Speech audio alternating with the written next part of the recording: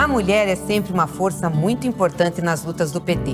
Seja em governos, no parlamento, nos movimentos sociais ou na linha de frente de programas como o Bolsa Família, o Minha Casa Minha Vida, o ProUni. Precisamos que as mulheres participem ainda mais da política. É assim que faremos um Brasil mais justo e acolhedor. Vem com a gente, vamos juntas reconstruir o Brasil.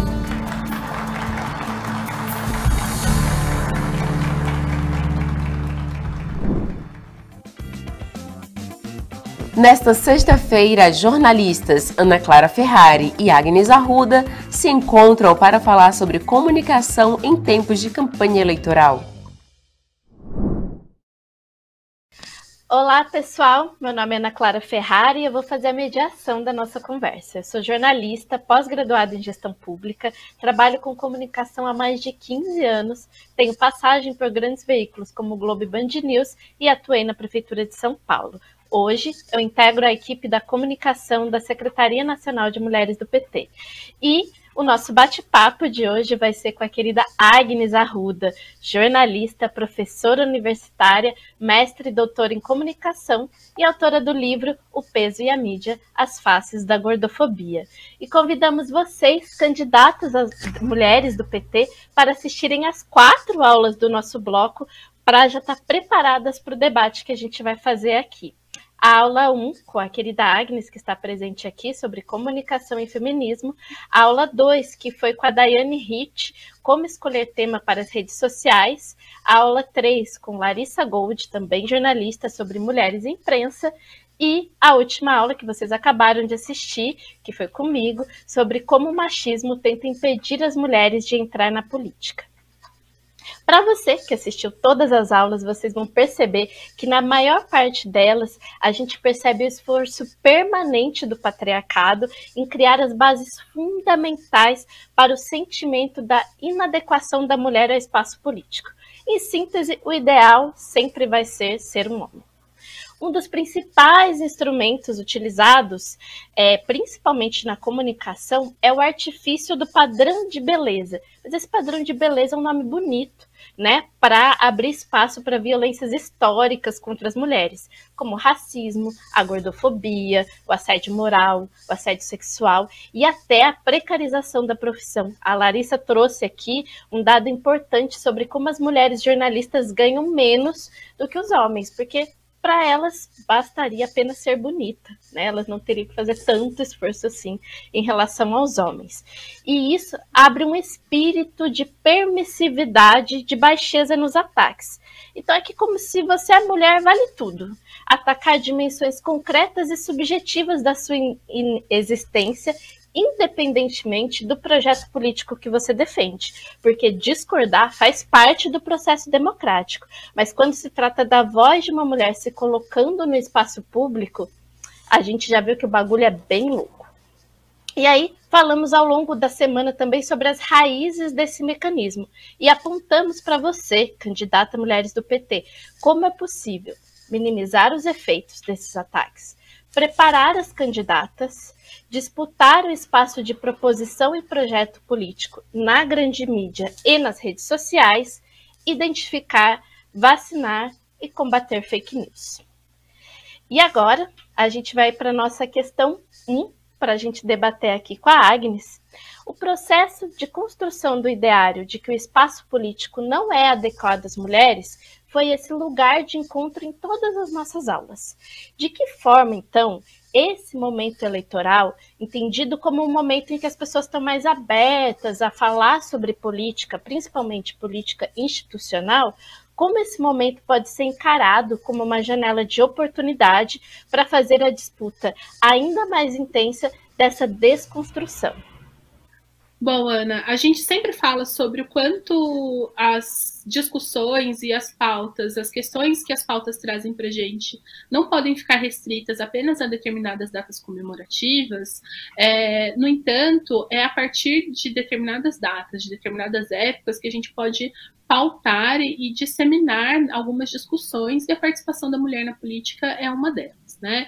É nesse momento em que a gente está em evidência, é nesse momento em que a gente tem seja lá espaço de televisão, a gente tem a atenção do público nas redes sociais, a gente tem essa discussão acontecendo entre, né, os nossos familiares, por mais delicada e por mais conturbada que essas questões, né, que essa discussão seja, ela está acontecendo e é justamente se aproveitando dessas brechas que a gente pode levar essas pautas a uma permanência, né, nas nossas conversas. Então é interessante que por mais que a gente tenha, a candidata tenha na sua plataforma questões que são bastante específicas e que não perpassam a pauta de gênero propriamente dita, a gente não pode ignorar que o fato da candidata ser uma mulher, né, já leva isso para discussão. Então, é importante que mas eu não quero tratar sobre isso na minha campanha, eu não vou entrar dentro dessa pauta. Olha, felizmente, né, é justamente isso que coloca a sua candidatura em um momento de relevância dentro desse processo. Então, aproveitar, né, os espaços abertos, as entrevistas, né, as discussões em rede, as discussões na base, né, para trazer essa questão e levantar. Então, peraí, olha só, o que o olhar feminino, o que a posição, né, da mulher dentro desse universo pode trazer de diferente e que tem sido negligenciado ao longo de todos esses anos, ao longo de todo o processo, né, desde a reabertura democrática, o que a gente poderia ter desenvolvido e que não se desenvolveu, e o que pode ser daqui para frente a partir dessa competência que a mulher tem de gestão, de olhar, de saber diagnosticar determinados problemas que só quem sente na pele, que tem a ver com desigualdade social, tem a ver com uma série de opressões, que só quem sente, né, e vai saber olhar para isso com com uma resolução propositiva. Então, é aproveitar justamente esses espaços para trazer isso para discussão e não se furtar disso, né? Mas vai ficar chato, parece que eu estou só falando sobre isso. Não, né? É justamente essa discussão que precisa ser feita, além, né, do que a gente tem na nossa plataforma, além do que a gente tem naquilo que precisa ser tratado, né, em outras pautas da nossa campanha. Um outro aspecto importante também desse momento de abertura da sociedade para escutar as mulheres, né, todos os candidatos de maneira geral, mas especificamente as mulheres, é a chance também de fazer essa disputa no sentido de que o espaço público também pertence às mulheres. Porque quanto mais mulheres a gente vê e a gente assiste, a gente olha e fala, é possível, né? Quanto mais representatividade, e aí as mulheres em todas as suas diversidades, né? Mulheres negras, indígenas, mulheres, né, fora do padrão de beleza, lésbicas, bi, trans, quanto mais elas ocupam espaços, mais elas inspiram outras mulheres, né, a estarem nesses lugares, e isso vai desconstruindo. A gente viu, por exemplo, no caso do PT, a gente teve um aumento de 25% de vereadoras eleitas entre 2016 e 2020, né, num contexto, né, se considerar aí que os últimos 4 anos o partido sofreu, né, uma debandada aí de ataques, de fake news, e as mulheres se colocaram na trincheira e não só conseguiram manter o seu espaço político, mas também ampliaram o seu espaço político na sociedade. A gente vê que essa questão da ocupação da mulher e da disputa desse ideário de que o lugar da política também é de mulher, não é só no discurso, né? É também na colocar prática. Seus corpos, estar no espaço. Exatamente, né? a ideia de que determinados espaços não são para as mulheres é uma construção do patriarcado, né? E que o espaço da mulher é o espaço da casa, do lar, né? Isso precisa ser desconstruído com urgência.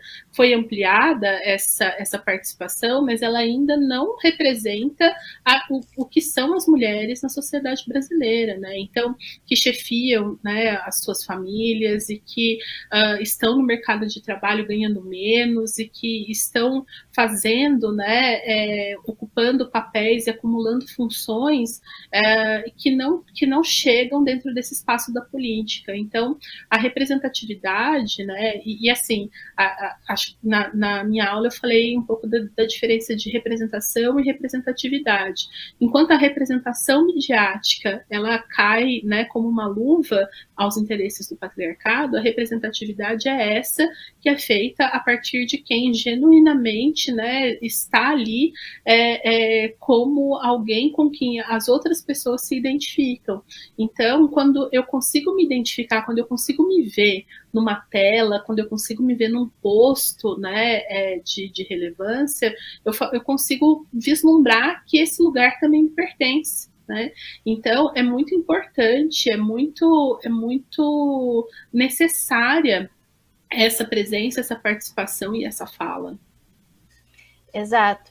E aí, para finalizar essa primeira pergunta, eu deixo aqui para as candidatas, né, que isso não é só uma discussão teórica, né? Isso se materializa nas frases mais recorrentes, né? E não só durante a campanha, também quando a candidata se elege.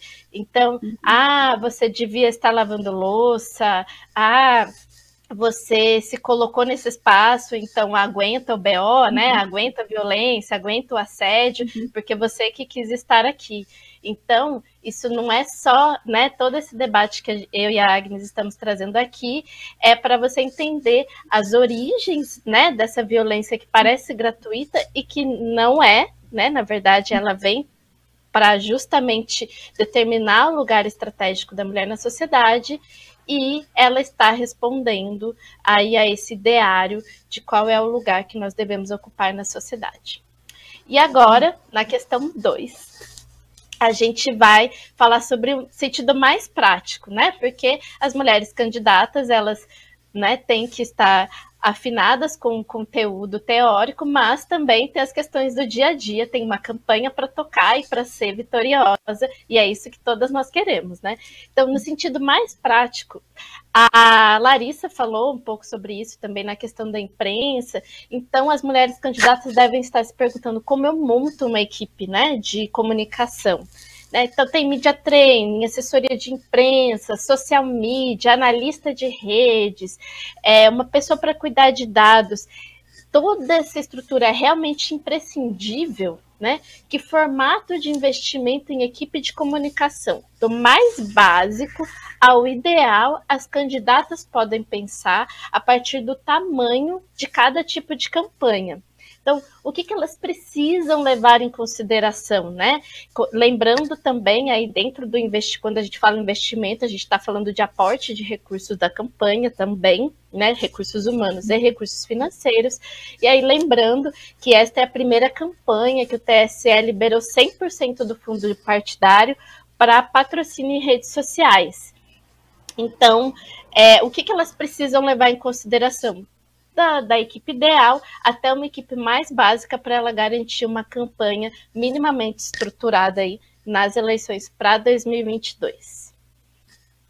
Essa é sempre uma discussão, né? Porque a gente tem a ideia de que como o dispositivo está na nossa mão, é muito simples a gente mesmo fazer essa administração e muito provavelmente, e é bastante interessante que a própria candidata também esteja, né, em contato com o seu público, dentro desse espaço, dentro desse processo, ainda mais, né, agora em que cada vez mais as campanhas elas se digitalizam. Então, o papel, né, a mídia exterior, que sempre foi bastante requisitada nas campanhas, está cada vez mais em desuso, e dentro desse processo a gente tem a internet e as redes sociais funcionando de uma maneira bastante imponente nas campanhas, né? Só que a própria candidata vai perceber que vai chegar um momento em que ela não vai conseguir mais, durante a campanha especialmente, né, administrar esse processo. Então, o que é importante a gente saber, né, primeiro, em quais frentes a gente quer atuar. Então, se eu vou trabalhar com rede, se eu vou trabalhar com aplicativos de mensagem, se eu vou trabalhar com fóruns, se eu vou trabalhar com produção, né? Enfim, em quais plataformas eu vou desenvolver a minha atuação e o que é necessário para cada plataforma. Então, é design, é produção audiovisual, né, produção de conteúdo em texto. Eu vou me mostrar nesse lugar, então eu vou ter fala. Então, saber em quais plataformas trabalhar e saber o que demanda cada plataforma.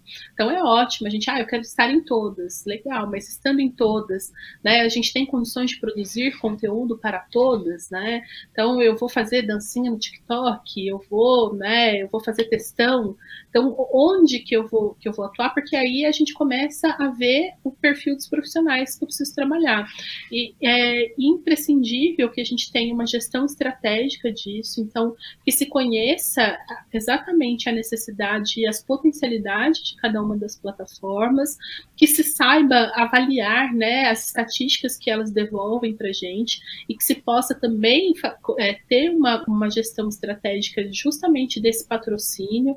Então, para onde vai, e entender também, a partir de pesquisas, qual é a minha base, porque eu posso disparar um anúncio para um público muito grande, mas a retenção dele é muito pequena, e aí saber, por exemplo, que essas plataformas, elas permitem anúncios, né, o patrocínio muito direcionado, isso é muito interessante, porque a gente tem condições de chegar exatamente em quem a gente quer falar.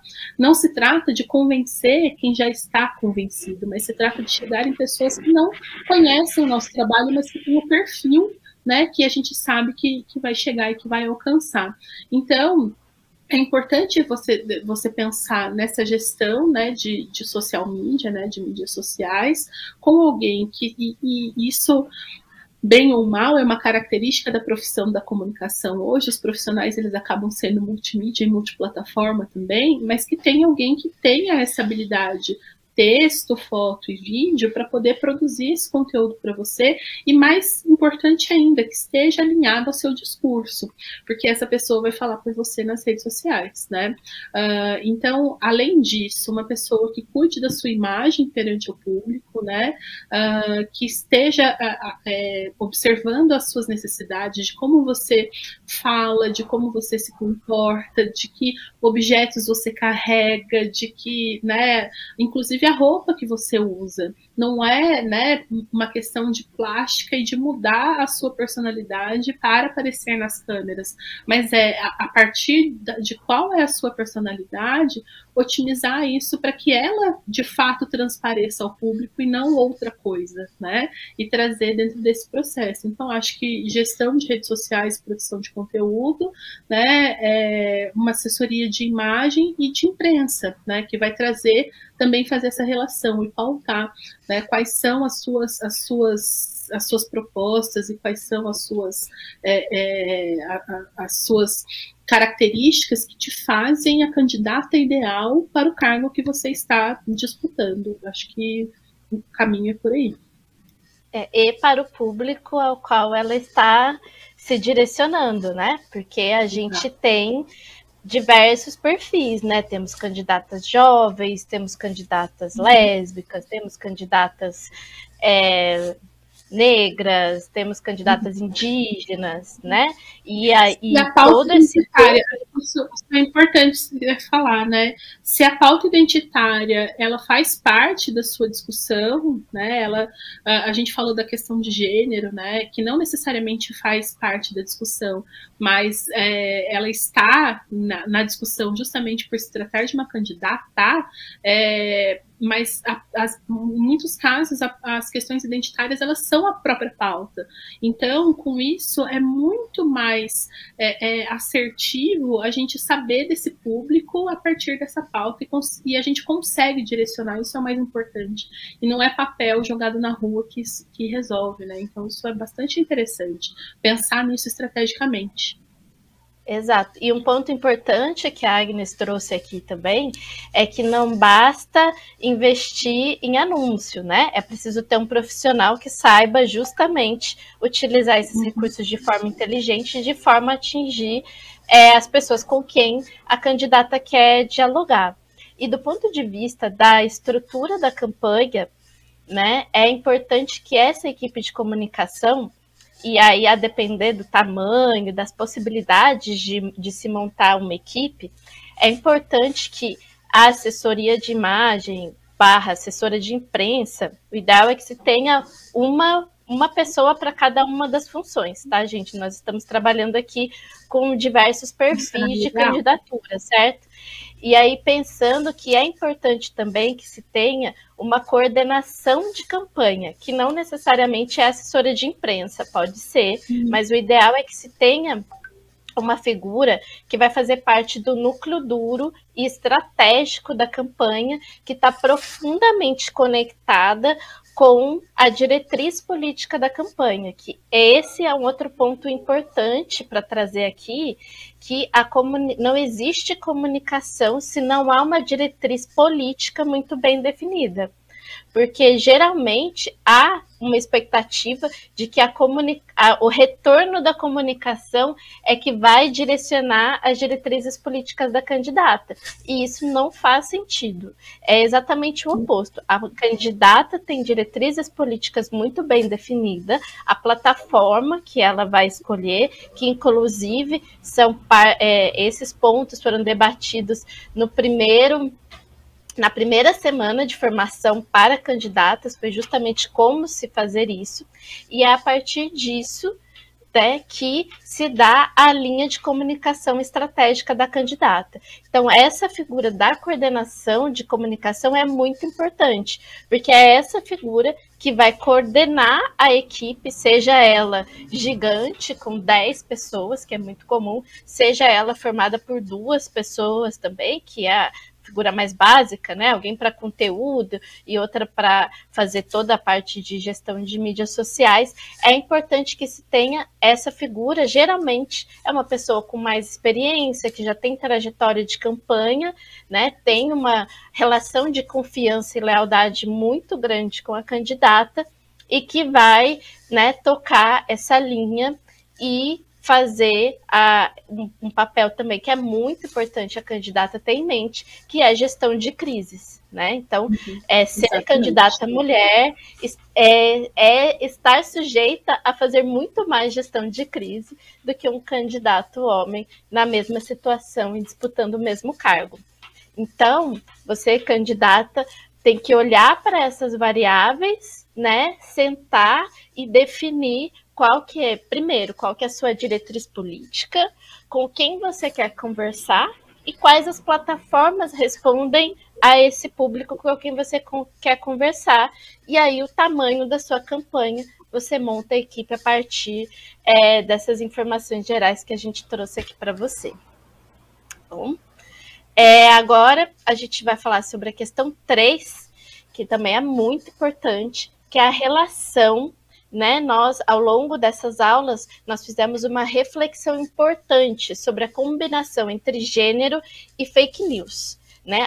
Eu trouxe aqui na última aula sobre como o termo fake news aplicado com esse sentido de disputa política, né, e o uso da mentira para legitimar um determinado ponto de vista, ele surge com a Hillary Clinton. Então, ele surge a partir de uma estratégia para justamente deslegitimar uma mulher no poder. Então, como esse machismo, essa combinação entre machismo e fake news, estrutura o espírito do vale tudo quando se trata de silenciar e deslegitimar uma mulher, principalmente na disputa política. E aí, para essa questão, eu desdobro em 2 pontos importantes. Aí a gente vai falar do primeiro, que é como as candidatas podem e devem se proteger, tanto do ponto de vista legal e da saúde mental contra as fake news. E a Larissa, também lá em Mulher e Imprensa, também falou sobre algumas estratégias para desfazer mentiras na imprensa, mas a gente também tem algumas estratégias que a gente pode aplicar para redes sociais. A Agnes também tem muita experiência, né, em agenciamento de campanhas políticas, e ela pode ajudar a elucidar alguns mecanismos para a gente entrar nessa disputa aí já com o pé no peito. Eu acho que o mais importante hoje, embora muitas discussões tenham sido pautadas justamente sobre plataformas que não se posicionam em relação aos conteúdos, né? Mas a gente tem visto que as próprias plataformas elas têm trabalhado de forma que a gente consiga ter minimamente uma gestão mais adequada desse tipo de conteúdo, né? Então, acho que começa, primeiro, identificou que um conteúdo não corresponde com a verdade, seja porque é totalmente construído, ou seja porque distorce uma informação, aumenta um dado, diminui um dado, ou é ofensivo em determinados pontos, o primeiro passo é fazer a denúncia desse conteúdo, né? Então, tomar cuidado para que a gente não compartilhe, para que a gente não, mesmo que seja para compartilhar indignação, né? Esse conteúdo ele precisa sair de circulação o mais rápido possível. Hoje, né, uma mensagem ela chega a muitas pessoas muito rápido, né? Então, quanto menos pessoas tiverem acesso a essa informação, muito melhor. E a denúncia é importante por conta disso. Se a gente não alimentar esse conteúdo, então não chega no comentário e coloca, né, e fica discutindo ali, porque isso só vai gerar engajamento para esse conteúdo. Então é importante. Os algoritmos, eles funcionam dessa forma. Quanto mais visualização tem, mais visualização vai ter. Quanto mais comentário tem, mais comentário vai ter, e a gente vai continuar alimentando esse ciclo. Então começa nesse lugar de denúncia, né? Se é algo que fere também princípios legais, né? Então também tem a gente tem, né, medidas, né, para tomar em relação a isso, o boletim de ocorrência e denúncias, e a gente tem tanto o próprio processo comum de se fazer isso, quanto da própria justiça eleitoral, né? Então, e aí a gente gera outras questões, que vai gerar multa, direito de resposta, e seja, né, ou outros procedimentos que durante a campanha eleitoral são permitidos, e isso é bastante interessante, porque esses espaços eles também vão estar abertos para esse retorno. Então, você ter num espaço que não é seu um direito de resposta é bastante interessante. Então, observar, e aí por isso é muito importante, a gente não consegue trabalhar a comunicação em campanha sem entender profundamente da legislação eleitoral. E ela que está sempre aí sendo atualizada, e sempre, quanto mais a gente entende da legislação, mais a gente consegue fazer uso dela, né? Então, tem esse lugar. Para além disso, né, se proteger, quando a gente fala de saúde mental, é bastante interessante, porque o que é falso com o objetivo de nos atingir, atinge muito mais do que uma imagem, né? Atinge a nossa essência, porque a nossa pauta, a nossa luta, a nossa discussão, ela também é sobre aquilo que a gente acredita no nosso íntimo, né? Então, o que é falso vem justamente com o objetivo de desconstruir isso. Então, olhar para esse conteúdo e observar que se atinge nesse lugar, é porque o trabalho que está sendo feito, ele tem gerado resultado. Então, mais do que isso, né? Então, tirar esse conteúdo de circulação e continuar com o bom trabalho que você está fazendo. Acho que, né, começa, o primeiro passo. Ótimo. E para as questões jurídicas, lembrem-se que vocês podem sempre contar com as secretarias estaduais de mulheres do PT em todo o país. Nós temos secretarias estaduais estruturadas em todos os estados, e a Secretaria Nacional de Mulheres do PT também vai disponibilizar o material. Já disponibiliza, na verdade, uma cartilha jurídica com as informações básicas que você precisa para se proteger durante o período eleitoral. O segundo ponto, e aí para finalizar esse bate-papo gostoso aqui, como as nossas pautas podem ser aliadas para vacinar as famosas cortinas de fumaça.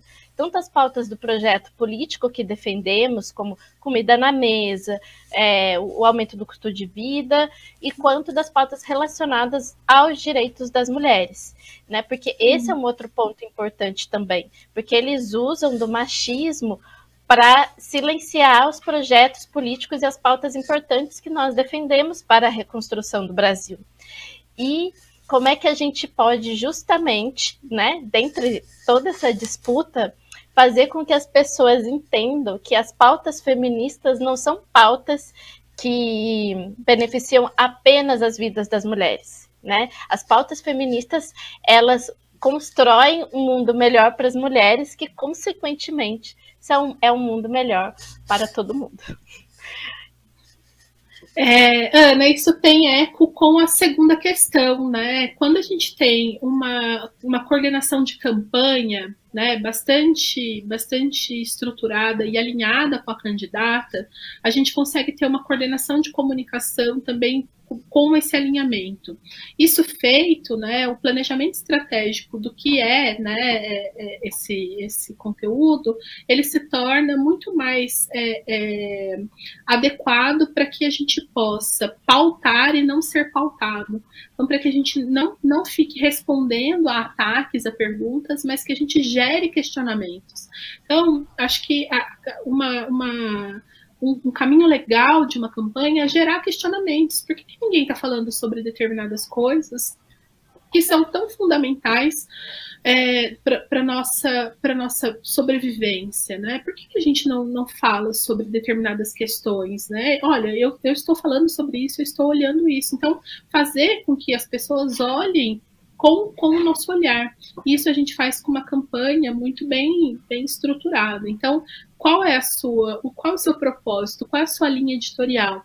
Também é importante saber que a campanha tem fases, né? Ela tem fases de apresentação da candidata, tem fases de apresentação das suas proposições, tem fase, né, de responder a ataques, isso sim, e tem a fase do pedido de voto. Então, tudo isso num espaço de 2 meses, mas entender quais são as fases da campanha e planejar o seu conteúdo para essas fases, né? Porque é isso que também a imprensa vai procurar, é isso, e quem oferece, e é isso, a aula de mulheres na imprensa é útil para isso, mas aqui a gente tem 2 jornalistas que sabem que a redação, também nessa época do ano, é um Deus nos acuda, e quem trouxer uma informação consistente para um jornalista tem grandes chances de pautar a mídia para poder falar sobre determinados assuntos, porque o jornalista ele está ali correndo atrás do próprio rabo, né, para poder dar conta do que ele precisa entregar. Então, se você tem um planejamento de comunicação e de pautar determinados assuntos, né, e falar assim, olha, tá vendo aquele assunto ali? Por que vocês não dão uma olhada, né? E aí a gente começa a olhar para determinadas questões e não ter que responder outras. E essas cortinas de fumaça, inclusive, entra nesse ambiente infodêmico, né, que a gente vive, no qual as notícias falsas estão inseridas, mas tem muitas outras coisas. E aí a lógica é a mesma. Quanto mais a gente fala sobre esse assunto, mais ele vai acobertar coisas que deveriam estar sendo faladas. Então, pautar a sua comunicação de campanha pensando nessas fases é importante, e pensando também em aquilo que você gostaria que fosse falado e não em responder a demanda que te traz. Acho que também é um outro ponto legal.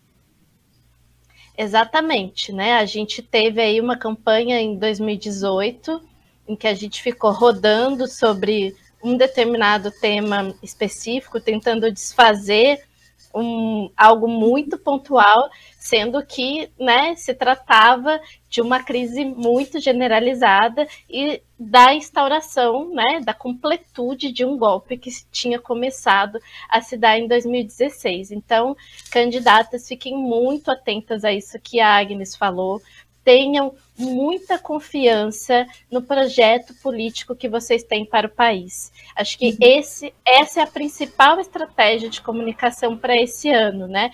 eles vão vir com mentiras, vão vir com calúnias, mentiras sobre a sua pessoa, mentiras sobre o que você fez, sobre a sua família, sobre coisas que você defende, distorção generalizada sobre as pautas que são caras para nós, progressistas.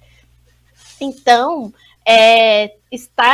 ter uma comunicação preparada para pautar e não ficar apenas na defensiva é estratégico e fundamental, porque garante não só a visibilidade da candidata, né, mas também fortalece toda a campanha aí de 2022 com o nome do possível presidenciável do PT para essa disputa. Tá bom? Então, Agnes, muito obrigada pela sua participação, é sempre um prazer te receber aqui. Espero que você volte muitas vezes para compartilhar aqui seu conhecimento com as candidatas do PT. Ana, eu que agradeço muito, né? Estou sempre à disposição. Se alguma candidata quiser alguma outra informação extra, pode entrar em contato. A gente está junta nessa luta. Força! Muito obrigada.